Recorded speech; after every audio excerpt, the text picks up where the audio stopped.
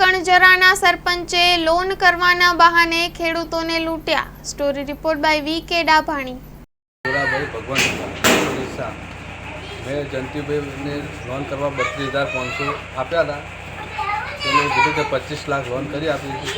એને 4 વર્ષ થઈ ગયા, તે કોઈ જવાબ આપતા નથી।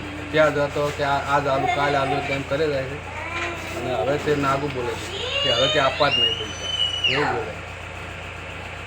ભાઈ ગંજરાના છે, તાલુકો ડીસા, હાલ ચાલુ સરપંચમાં છે।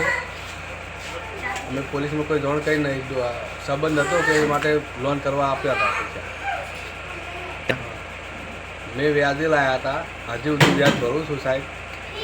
અને એને હું ત્યાં જઈને આવ્યા હતા ઘરે જઈ કે 32,500 આપો અને તમને લોન 25 લાખની લોન કરી આપીશ।